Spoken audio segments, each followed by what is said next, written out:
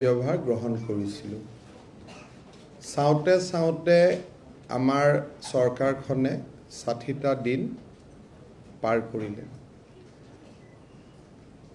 ৬০টা দিন এনেকৈ পাৰ হৈছে যে কোভিড, বিভিন্ন ধৰণৰ সমস্যা, বানপানীৰ কাৰণে নিজকে প্ৰস্তুত কৰা, এই ধৰণে আমি দিনকেইটা পাৰ কৰিছোঁ। আৰু কাৰ্যত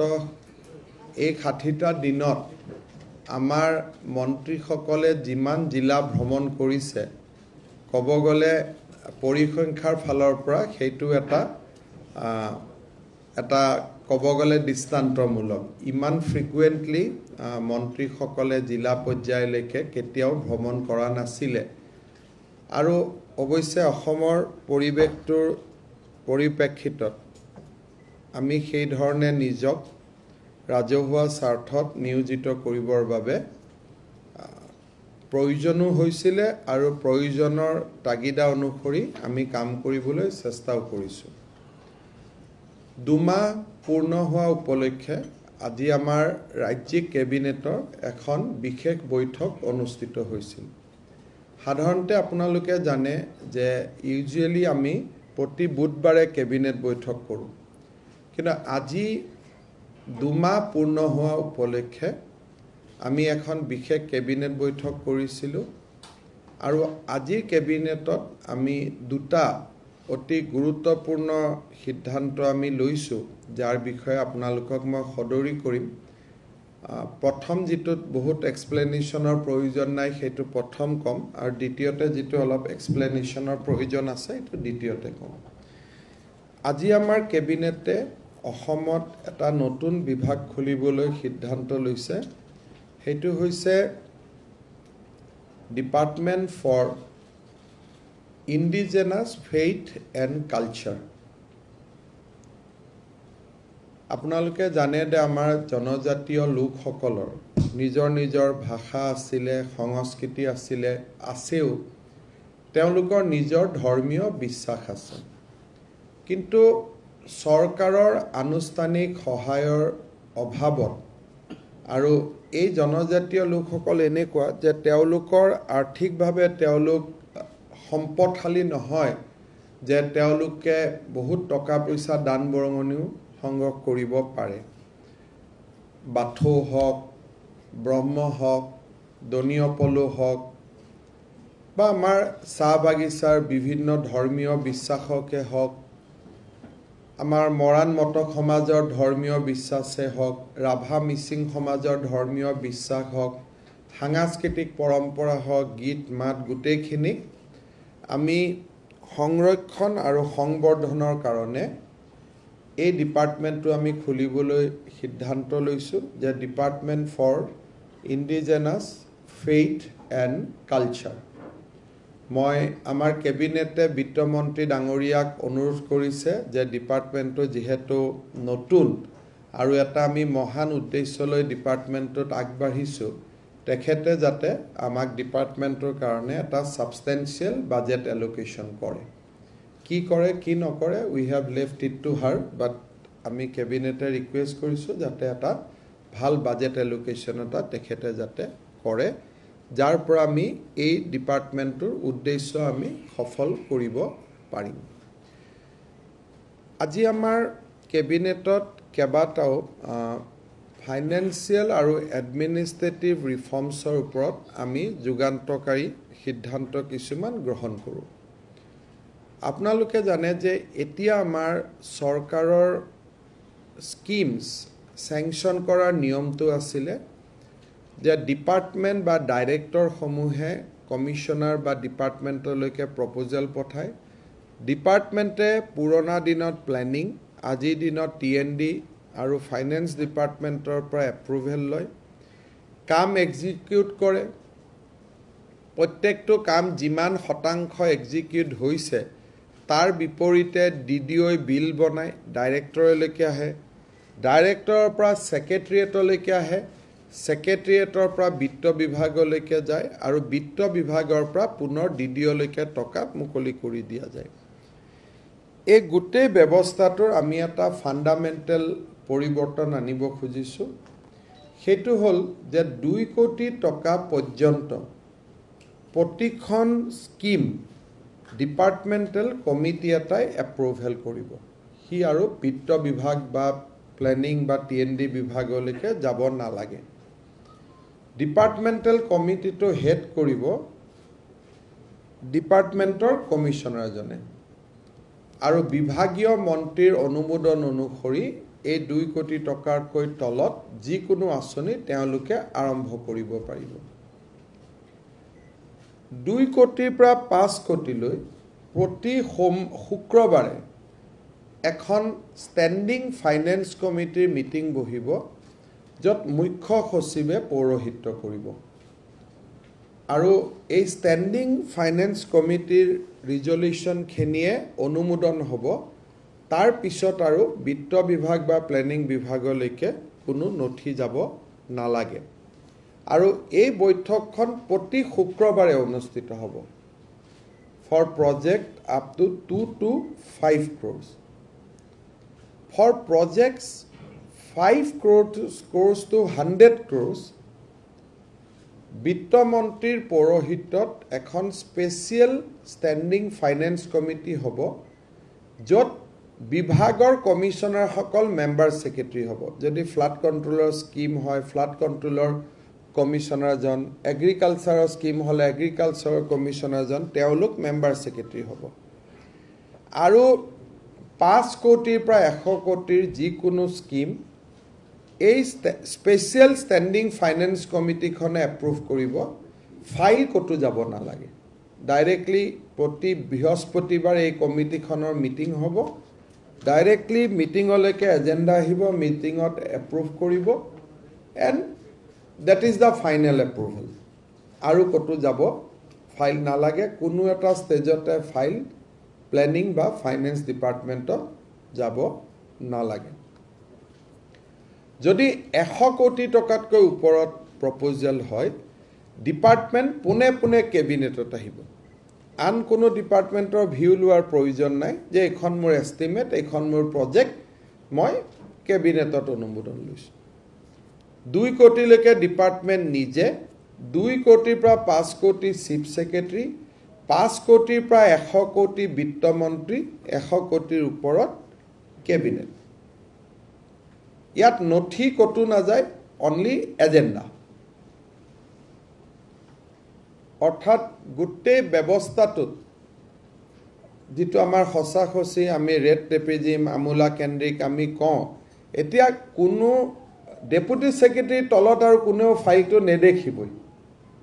it will begin with the desk officer directly go to the মিটিঙৰ পৰা এপ্ৰুভেল হ'ব প্ৰত্যেকটো আঁচনিৰ অনুমোদন হোৱাৰ পিছত কমিটিবিলাকত অনুমোদন হোৱাৰ পিছত ডিপাৰ্টমেণ্টেল মিনিষ্টাৰে অনুমোদন কৰিব যেতিয়া কাম চলাৰ পিছত ডাইৰেক্টৰে সিলিং প্ৰপ'জেল বুলি যাক আমি কওঁ ডাইৰেক্টলি বিত্ত বিভাগলৈকে পঠাই দিব সেক্ৰেটাৰিয়েটত আৰু আহিব নালাগে PWD চিফ ইঞ্জিনিয়াৰে ডাইৰেক্টলি সিলিং প্ৰপ'জেলটো ফিন আছাম পৰ্টেলত লগাই দিব বিত্ত বিভাগে আৰ্থিক অৱস্থা অনুসৰি সিলিং দিব বিভাগত আৰু আহিব নালাগে অৰ্থাৎ শিক্ষা বিভাগৰ টেটৰ শিক্ষকৰ দৰমহা লাগে সৰ্বশিক্ষাৰ মিছন ডিৰেক্টৰে ডাইৰেক্টলি ফাইলটো লগাই দিব বিত্ত বিভাগত শিক্ষা বিভাগত আৰু ফাইলটো আহিব নালাগে তাৰমানে প্ৰায় 12-10খন টেবুল একেলগে নোহোৱা হৈ গ'ল যদি PWDয়ে কিবা স্কিম কৰিছে চিফ ইঞ্জিনিয়াৰ অফিচৰ পৰা চিফ ইঞ্জিনিয়াৰে ফাইনেন্সিয়েল চেংচন দিয়াৰ পাৱাৰ চিফ ইঞ্জিনিয়াৰ থাকিব based on the administrative approval chief ইঞ্জিনিয়াৰৰ পৰা ডাইৰেক্টলি ফাইলটো বিত্ত বিভাগত আহিব সেইটো PW ডিপাৰ্টমেণ্ট বা মন্ত্ৰীয়ে দেখা নাপায় আৰু অনুমোদন দিয়াৰ সময়ত ডিপাৰ্টমেণ্ট টকা খৰচ কৰাৰ সময়ত ডাইৰেক্টৰেট ই আৰু বিভাগত নাহে অৰ্থাৎ কোনোবা মন্ত্ৰীয়ে যদি সুধিব লাগে আজি এইটো প্ৰজেক্টত কিমান টকা গ'ল তেওঁ ডাইৰেক্টৰকহে সুধিব লাগিব তেওঁৰ তাত ফাইল নাহে আৰু কমিশনাৰ তাতো ফাইল নাহে ডেপুটি সেক্ৰেটাৰী তাতো ফাইল নাহে ডাইৰেক্টলি ডিপাৰ্টমেণ্টটো ফাইনেন্স ডিপাৰ্টমেণ্ট অহা বছৰলৈকে গৈ এই বছৰ আমি নোৱাৰিম ডাইৰেক্টলি এক্সিকিউটিভ ইঞ্জিনিয়াৰৰ পৰা বিত্ত বিভাগ, ডাইৰেক্টলি সুপাৰিনটেণ্ডেণ্ট ইঞ্জিনিয়াৰো নহয়, এক্সিকিউটিভ ইঞ্জিনিয়াৰৰ পৰা বিত্ত বিভাগ, chief engineer, superintendent engineer, additional chief engineer ক'তো ফাইল নাহে। এই বছৰ চিফ ইঞ্জিনিয়াৰৰ পৰা আমি বিত্ত বিভাগ কৰিছোঁ, নিজৰ বিভাগত নাহে আৰু শিক্ষা বিভাগ, ভেটেনাৰী বিভাগ, এগ্ৰিকালচাৰ ক'তো ফাইল নাহে। ডাইৰেক্টৰ এগ্ৰিকালচাৰে ডাইৰেক্টলি লগাই দিব ফাইনেন্স ডিপাৰ্টমেণ্ট, মাজত আৰু কৃষি বিভাগটো নাথাকে। ইয়াৰ ফলত প্ৰায় 24খনমান টেবুল কমি যাব,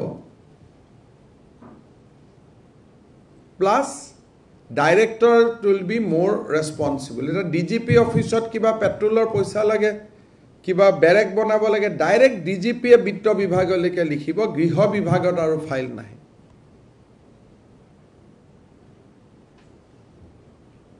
চ' এইটোৰ ফলত আমাৰ ডিপাৰ্টমেণ্টত কাম বহুত কমি যাব। ডিপাৰ্টমেণ্টে মনিটৰিং, ছুপাৰভিজন আদিত বেছি সময় দিব পাৰিব। আৰু ৰেগুলাৰ স্কিমবিলাক, বৃদ্ধ পেঞ্চন, বিধৱা পেঞ্চন, টেটৰ শিক্ষকৰ চাকৰি, দৰমহা, এইবিলাকতো কমিটিটো যাব নালাগে, এইবিলাক ডাইৰেক্টলি ডিপাৰ্টমেণ্টতে এপ্ৰুভেল হৈ যাব। ইভেন চিফ ছেক্ৰেটাৰী বৃদ্ধ পেঞ্চন বছৰি 300 কোটি লাগে, গতিকে 100 কোটিৰ ওপৰৰ স্কিম যিহেতু কেবিনেটত যাব লাগে, কিন্তু এইটো যিহেতু ৰেগুলাৰ এণ্ড এষ্টাব্লিছ স্কিম, সেইটো আৰু ক'তো যাব নালাগে। মন্ত্ৰীয়ে এপ্ৰুভেল দিব, ডাইৰেক্টলি ডাইৰেক্টৰ অফ ছ'চিয়েল ৱেলফেয়াৰে বিত্ত বিভাগৰ পৰা টকাটো ল'ব, ডাইৰেক্টলি খৰচ কৰি দিব।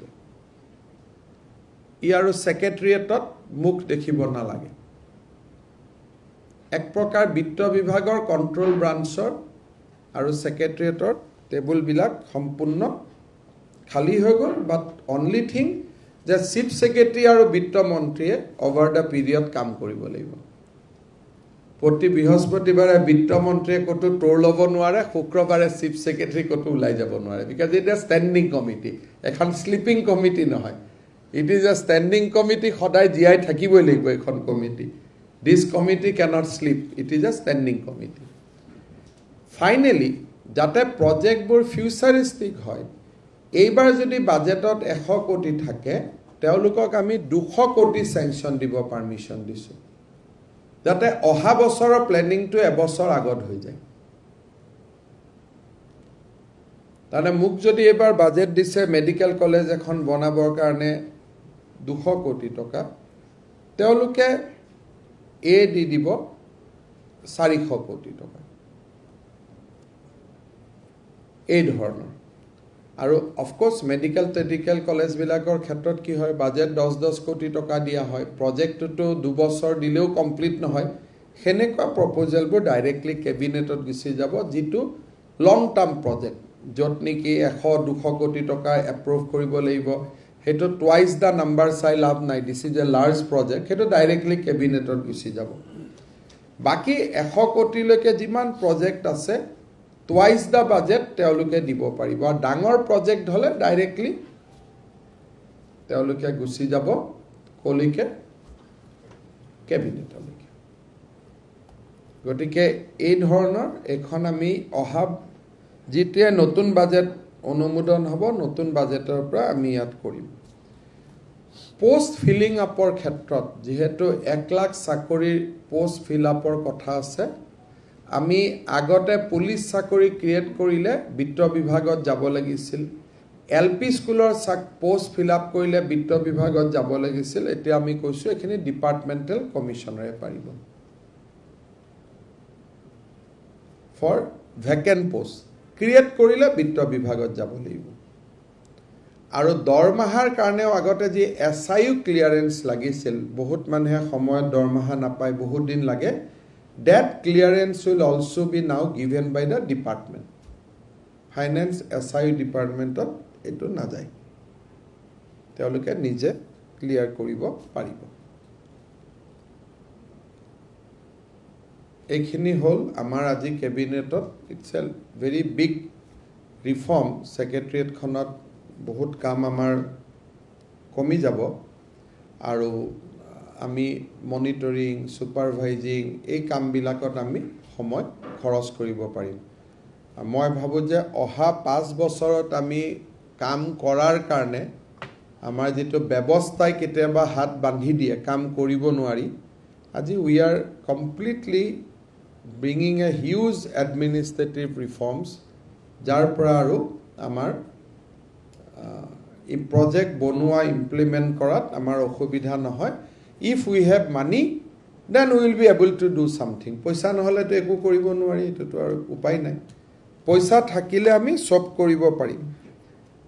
অহা এমাহৰ ভিতৰত আমি ডেস্ক অফিচাৰৰো কেবিনেটত আমি এপ্ৰুভ কৰিম আমি স্কিম বনাই আছো যে proposal will start from deputy secretary dealing assistant বা সুপাৰিনটেণ্ডেণ্টসকলৰ কাম হ'ব ফাইলটো বনাই ডেপুটি সেক্ৰেটাৰীক দি দিয়া ফাৰ্ষ্ট নোটটোৱে লিখিব deputy secretary no dealing assistant and superintendent will write anything in the file beginning a hobo from the deputy secretary which is known as a desk officer in central government কিন্তু ফাইলটো বনাই দিব dealing assistant বনাই মিলি বনাই দিলে কিন্তু শুরু হ'ব from the deputy secretary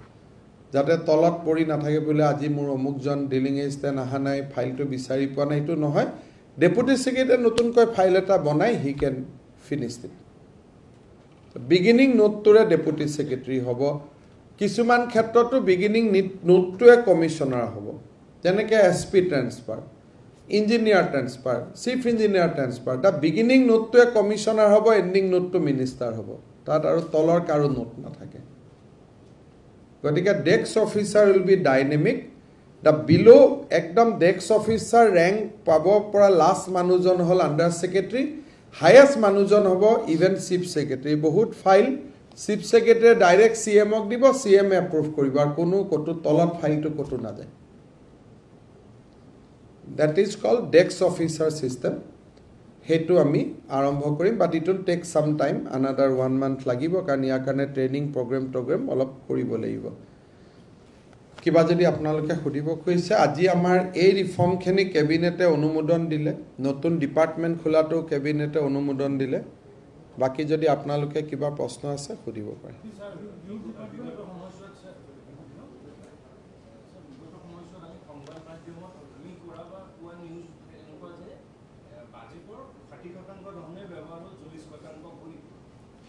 খুৰি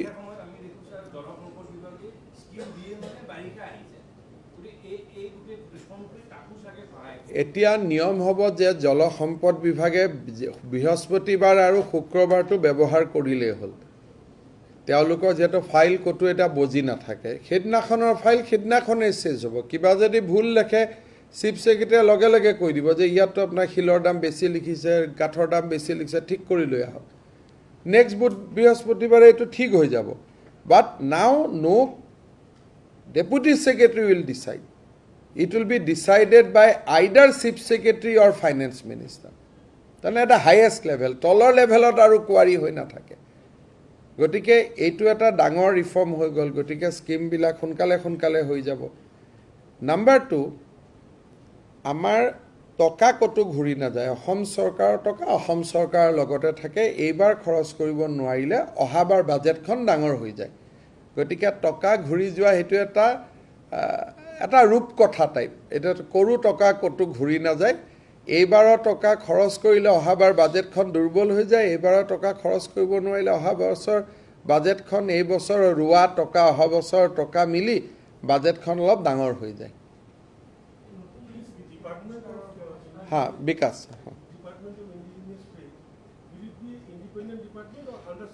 It will be a independent department, but obviously it will be under some minister. But it will not under any ministry. It will be a pure independent department. It will be not under Department of Culture or Department of WPTBC. It will be a independent department. নতুন budget যিদিনাখনৰ পৰা implement হ'ব সিদিনাখনৰ পৰা এই ব্যৱস্থাটো implement হ'ব আৰু আপোনালোকে জানে যে আমাৰ 16 তাৰিখে বিত্তমন্ত্ৰী ডাঙৰীয়ানিয়ে প্ৰথম বাজেট দিব এটু কাৰণে দিনটো আমাৰ কাৰণে খুব ইম্পৰ্টেন্ট যে প্ৰথম মহিলা বিত্তমন্ত্ৰী বাজেট দিয়া অসম বিধানসভাত এই ক'লো না যে tribal culture tribal faith tribal সংস্কৃতি এইখিনিক চকু দিয়া তাক পৃষ্ঠপোষকতা কৰা তেওঁলোকে ৰাস্তা ঘাট নবনায় এতিয়া ধৰক WPTBC ডিপাৰ্টমেণ্টে ৰাস্তা ঘাটো বনায় স্কুলো বনায় এওঁলোকে সেইবিলাক নকৰে this department will be only for faith and culture In the budget session, apart from the budget, what are the other prominent bills which we can expect that the government plans to table? There are lot of bill basically from the finance department on reform side like allowing e-filing, e-salans, etc. And apart from that, we are going to pilot that cow protection bill. Well, Uttar Pradesh government has brought the first draft of the population control bill, which debars people from benefits who are having more than 2 child, and in fact giving benefits to those who are having 2 child or even 1 child. In fact, incentive sterilization, voluntary sterilization option, and also benefiting in the private sector, not in the government sector. So what we have to say on, because we are also mandated in the same. Our bill is already approved. We have not done through this is legislative route. We have piloted a bill in the assembly, or resolution in the assembly. Assembly has approved our resolution long back. But unlike many other state government, we are distributing scheme in 3 ways. One is the basic scheme which will be availed by everybody, irrespective of number of children. Like Pradhan Mantri Awas Yojana, it will be for all. But maybe MFI loan exemption up to 4 child. Maybe মই কোৱা নাই যে হেতু হ'ব এটু ক্ষেত্ৰত নহয় normal ধৰক কৈছো যে it is a scholarship to education তাত কোনো চাইল্ডৰ কথা নাই যোনে চাইল্ড আছে but if we start a housing scheme we may say it is up to 2 child. So we will have some basic scheme which will be open to all, and we will have some scheme which will be open only to 2 child. And regarding voluntary sterilization and all these things, you can expect some very big announcement in our budget on towards population control. And we have also already our service rule is passed that children up to 2 children 19 years of age, all these things already there. I will take another press conference because we are going to notify that in a month or so. Ours is already in place, but UP is trying to do it through an act. We have done that through resolution in assembly.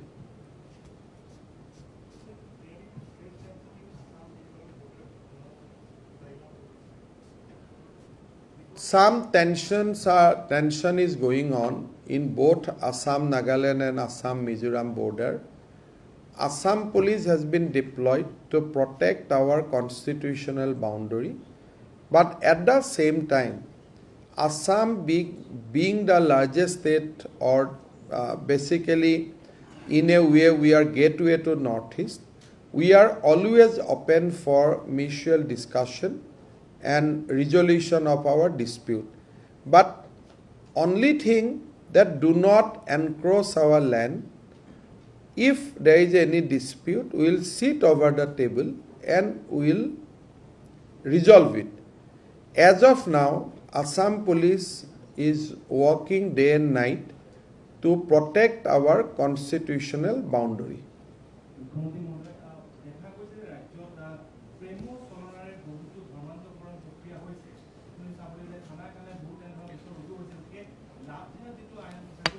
আমাৰ ভাৰতীয় জনতা পাৰ্টিৰ election মেনিফেষ্টোত এই বিষয়ে উল্লেখ আছে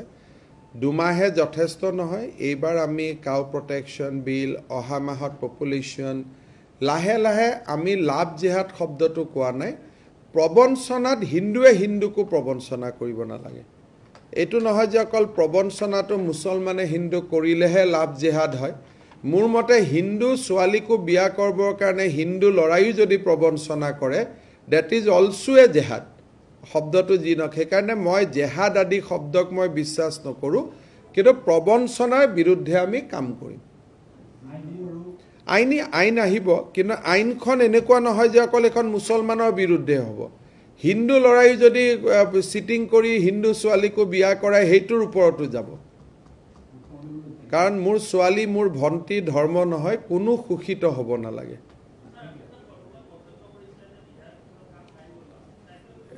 এইটো মই কি ক'ম সংবিধানতে লিখা আছে এইটোনো মই কি ক'ম এটা তেওঁলোকে সংবিধানখন বদলাই লওক মইনো কি কৰিম তাতে লিখাই আছে লেজিসলেচাৰ অসমীয়াটো কি বিধায়কৰ অসমীয়াটো কি এটা মইনো কি ক'ম সেইটোতো মোৰ কথা নহয় মই এজন উকিল হিচাপে যি সংবিধানত শিকিছোঁ এইটোকে গাই দিছোঁ বিধান মণ্ডল বিধান সভা মানে কি বিধান এইটোতো কোনো মই বনোৱা কথা নহয় সেইকাৰণে মন্ত্ৰী পৰিষদ বিধানসভাৰ ওচৰত দায়বদ্ধ আমি বিধায়কক উত্তৰ দিব লাগে কি কি কৰিলোঁ কি কি কৰা নাই বিধায়কসকল হ'ল আমাৰ মালিকে কাম কৰা ল'ৰা কাম নকৰে নহয় কাম কৰা ল'ৰাই কাম কৰি মালিকক ৰিপৰ্ট কৰিব যে ছাৰ এইখিনি কাম আমি কৰিলোঁ এইখিনি কাম আমি কৰা নাই এটা বিধায়কসকলক আমি মালিকৰ পৰা তলত কেনেকৈ নামাম বুজি পালেনে কথাটো এতিয়া তাৰ মাজত আমি মিলা জুলাৰ ভিতৰত চবেই কিছুমান কাম লগ বন্ধুৰ ভিতৰত চলি থাকে কিন্তু আইনটো আইনেই নহয় সংবিধানখন আমি কোনে বদলাব পাৰিম তেতিয়া এইটো লিখা থাকিব যে প্ৰতি সমষ্টিত বিধায়ক নহয় এজন কাৰ্যকৰী এক্সিকিউটিভ আমি ভোট দিব লাগিব আমিতো বিধায়ককহে ভোট দিওঁ যাতে এতিয়া গোপালক আইন গোৰক্ষণ আইন এইবিলাকৰ ওপৰত আইন বনোৱা কামটো হ'ল বিধানসভা সাবঅৰ্ডিনেট লেজিসলেশ্যনো বনাব ৰুলছ বনাব ৰেগুলেশ্যন বনাব মন্ত্ৰীক কণ্ট্ৰোল কৰিব মন্ত্ৰীৰ মালিক বুজি পালে এইটো ৰাজনীতি বিজ্ঞানৰ ফাৰ্ষ্ট চেপ্টাৰটোৱে এইটো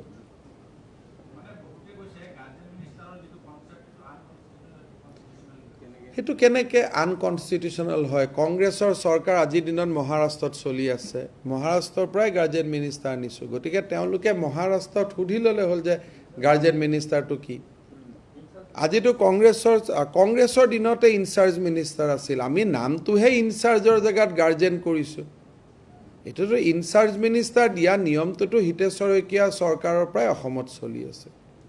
আমিতো কোনো নতুন কৰা নাই খালি আগত যেনিবা ইনচাৰ্জ অকল জিলাত নগৈছিল আজিকালি আমাৰ মন্ত্ৰীবিলাক ঘনাই ঘনাই জিলাত যায় এটা মন্ত্ৰী জিলাত যাব নোৱাৰে বুলি আৰু কোনো 144 ধাৰা নাই আছে নি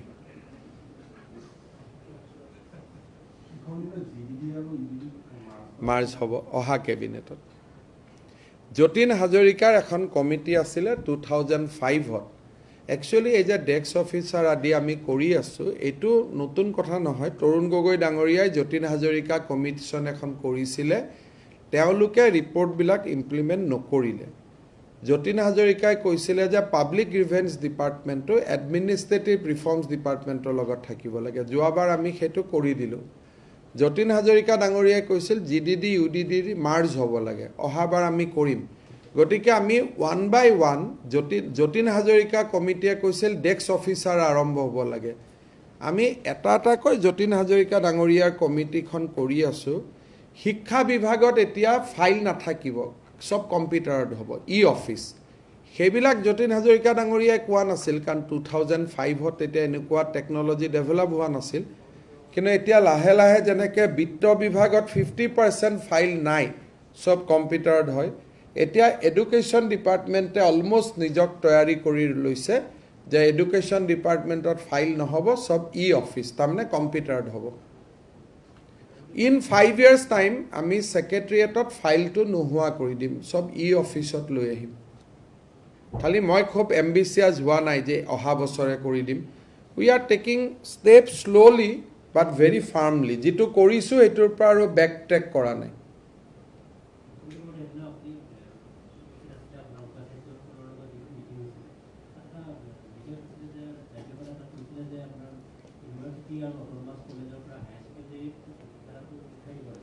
তেখেতে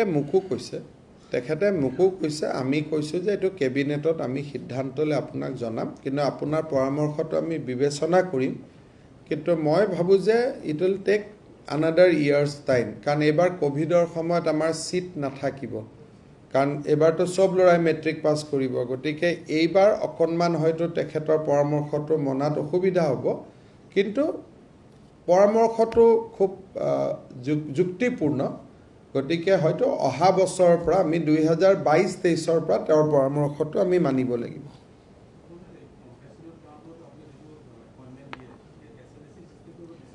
15 আগষ্টৰ ভিতৰত গোটেই পেন্ডিং কম্পেনসেশন এপইন্টমেন্ট আমি দি দিম কাৰণ 2017 চনৰ 1 এপ্ৰিললৈকে হে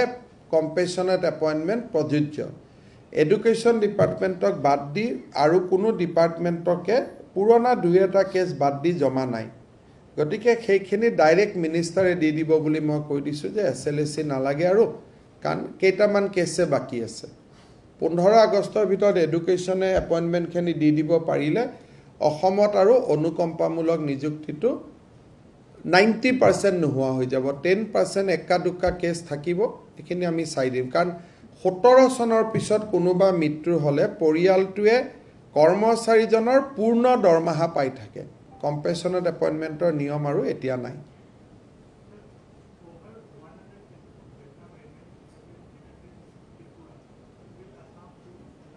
100 Delta variant we have from beginning. Delta plus we don't have. But Delta plus we are doing genomic sequences. But as of now we do not have Delta plus. But Honorable PM is taking a meeting on vaccination status of northeastern state on Tuesday at 11 o'clock. He is going to have a VC with the northeastern states. 7খন জিলা উদ্বেগৰ কাৰণ হৈ আছে ডিব্ৰুগড় যোৰহাট গোৱালপাৰা শোণিতপুৰ তেজপুৰ লখিমপুৰ কিছু পৰিমাণে নগাঁও মৰিগাঁও আৰু গোলাঘাট বিশ্বনাথ শোণিতপুৰ মই ক'লোৱে গতিকে এই 7খন জিলাত অলপ উদ্বেগৰ কাৰণ হৈ আছে কিন্তু বাকি জিলাসমূহত আমি অহা বুধবাৰৰ পৰা 4 বজালৈকে আমি সকলো খুলি দিম এই 7খন জিলাত কিছুমান কথা নজৰত আছে এই 7খন জিলাত অলপ ষ্ট্ৰিক হ'ব লাগিব বাকি জিলাসমূহত আমি 4 বজালৈকে 3 বজালৈকে দোকান খুলিব 4টাত কাৰফিউ হ'ব গতিকে এইটো আমি অহা বুধবাৰৰ পৰা বাকি সকলো জিলাত কৰিম কিন্তু যত 100ৰ ওপৰত কেছ আছে তাতে নকৰো মেট্ৰোত আছে ঠিক আছে মেট্ৰো ডাঙৰ সিটি কাৰণে মেট্ৰোত আমি ষ্টেটাসটো 250 ৰাখিছো 250ৰ ওপৰত গলে চাব লাগিব কিন্তু কামৰূপ যেহেতু ডাঙৰ সিটি ইকনমিটো ইয়াত বহুত ডিপেন্ড কৰে গতিকে 250 লৈকে আমি ৰাখিছো আৰু কামৰূপ মেট্ৰো বুলি যিবিলাক কেছ আমি ৰিপৰ্ট কৰো সব কামৰূপ মেট্ৰোৰ কেছ নহয় নলবাৰী বৰপেটাৰ পৰা যি মেডিকেলত আহে মেডিকেলতো চিনাক্ত হয় নাৰ্ছিং হোমতো চিনাক্ত হয় গতিকে মেট্ৰোৰ নিজৰ কেছ যোৱা কালিও 170 হৈ আছে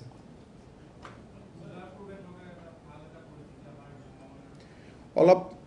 এই 7খন জিলাৰ ওপৰতে ডিপেন্ড কৰে এই 7খন জিলাত আমি ডিসি সকলক ষ্ট্ৰিক কৰি কাম কৰিব দিছো এই 7খন জিলাৰ পৰাই কেছখিনি আহি আছে বৰাক ভেলিটো এতিয়া কেছ নাই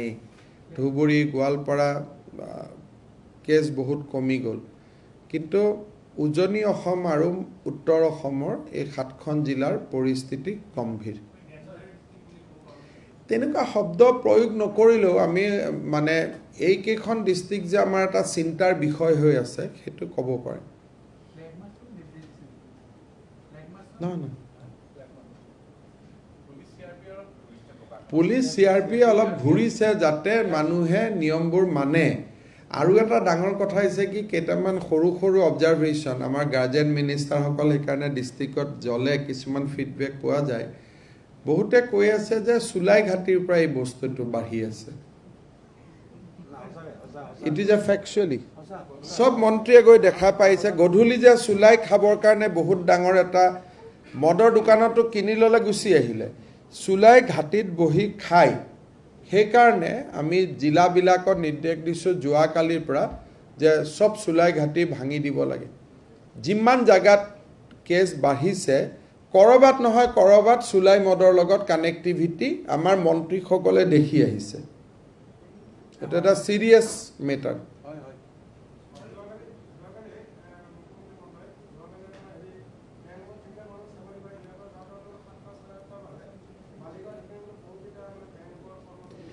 অলপ হক দিয়ক যদি একদম পাতলা পাই যায় কোভিডে ধৰিব গতিকে অকণমান পুলিচে অলপ যে টাইট আছে পজিশ্যনত আছে সেইটো গম পাই থাকিলেহে কোভিড নিয়ন্ত্ৰণ হৈ থাকিব যদি সেইবিলাক আমি ৰিপৰ্টিং কৰোঁ দুমাহত আৰু কোভিড বাঢ়ি আহিব গতিকে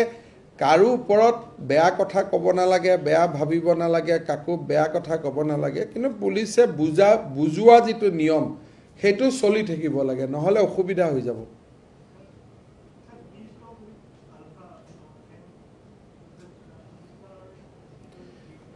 Look, I have already said in various occasions, we want to discuss with Alpha to resolve the issue finally. However, Alpha has categorically said that they cannot discuss anything unless Government of India agreed to discuss the question of sovereignty. But as far as Assam government and Government of India is concerned, we take oath to protect the sovereignty. The minute we discuss sovereignty, that means we are violating our oath. We cannot continue as a minister. So these two are irreconcilable positions. Paresh Barua has also said that on many occasions that I have fought entire life. Now why I should discuss something except sovereignty? We have also said that we cannot discuss anything if sovereignty is an issue. Now, how to resolve that? Some mid-level approach has to be find out. কিবা এটা মাজৰ ৰাস্তা ওলাব লাগিব মধ্যম পন্থা এটা ওলাব লাগিব সেই মধ্যম পন্থাটো ওলাবৰ কাৰণে কিছু ব্যক্তিয়ে সৰকাৰ আৰু আলফা দুইটা সংগঠনৰ লগতে বা ৰাষ্ট্ৰ বা আমাৰ ষ্টেট আৰু আলফা তেওঁলোকৰ লগত অনানুষ্ঠানিক সম্পৰ্ক চলাই আহিছে যেতিয়াই কিবা এটা এই ধৰণৰ মধ্যম পন্থা আহে তেতিয়া আলোচনা আৰম্ভ হ'ব কিন্তু আজিৰ মুহূৰ্তলৈকে মধ্যম পন্থাটো আবিষ্কাৰ হোৱা নাই কিন্তু মই এইটো আশাবাদী যে মধ্যম পন্থাটো নোলালেও আমাৰ মাজৰ মানুহবিলাকে কথা পাতি আছে পৰেশ বৰুৱা ডাঙৰীয়াৰো চিন্তাধাৰা ইতিবাচক চৰকাৰৰ চিন্তাধাৰাও ইতিবাচক নাও only issue is how to create A road map so' hopefully আমি কেতিয়াবালৈকে ভাল খবৰ পাম চাওক আলফাৰ বিৰুদ্ধে অভিযানটো অসমত এনেও নচলে তেতিয়া অভিযান চলে যেতিয়া কোনোবা ইয়াতে এক্সট্ৰিমিষ্ট উইথ আৰ্মছ অসমত থাকে যদি আৰ্মছ লোৱা এক্সট্ৰিমিষ্ট থাকে তাৰ বিৰুদ্ধেতো পুলিচেতো বহি থাকিব নোৱাৰে সেইটোতো ভায়লেশ্যন অফ ল গতিকে এই গোটেই কথাটো ডিপেণ্ড কৰে আমি এটা মাইনমাৰত গৈ অভিযান চলোৱাৰ কথাটো নাই কিন্তু গুৱাহাটীত যদি এতিয়া আৰ্মছ লৈ ল'ৰা এজন ঘূৰি থাকে সেইটোতো এৰেষ্ট কৰিবই লাগিব পুলিচে সেইকাৰণে কোনো অভিযানৰ শব্দটো নাই যে একদম বন্দুক বাৰুদ লৈ আমি জংগলত সোমাই যাম তেনেকুৱা কথা নাই But at the same time, you cannot allow a militant to roam around within the state of Assam. That is the law, and we have to protect the law. Even peace talk holeo kono arms loi ghuribo নোৱাৰে আজি তালৈকে এটা সীমাত সোমাই থাকিব লাগে গতিকে কালি যদি গুৱাহাটীৰ ফাঁচী বজাৰত কোনোবা এজনে আৰ্মছ লৈ ঘূৰি ফুৰে তেলে এইটোতো পুলিচেতো তাক থানালৈকে আনিবই লাগিব সেইটোক অভিযান বুলি নকয় কিন্তু যদি এটা আপুনি কয় যে মাইনমাৰত অভিযান চলাব নেকি কৰবাত অভিযান চলাব নেকি তেনেকুৱা প্ৰস্তাৱ অসম পুলিচৰ সন্মুখত নাই কিন্তু মেইনটেইনিং ল and order not allowing anything illegal within the soil of the state that is the responsibility of a state government এটুনো কি বিতৰ্ক আছে ভাই নৱকান্ত বৰুৱাৰ কাগজ পঢ়িলে হল বিৰিঞ্চি বৰুৱাৰ কাগজ পঢ়িলে হল বিতৰ্কটো হল যে মাউচেটুং আৰু লেলিনে অসমীয়া ভাষাৰ কাৰণে কি কৰিছিল শ্যামা প্ৰসাদ মুখাৰ্জীয়ে কি কৰিছিল হেতুটো নৱকান্ত বৰুৱাই লিখি গৈছে বিৰিঞ্চি বৰুৱাই লিখি গৈছে পুষ্পলতাত আছে, লিখি থৈ গৈছে, কাগজৰতো অভাৱ নাই। এটা প্ৰশ্নটো হ'ল যে লেনিন আৰু মাও ছে তুঙে অসমীয়া ভাষাৰ কাৰণে কি কৰিছে, এইটোহে আমি জানিব লাগে।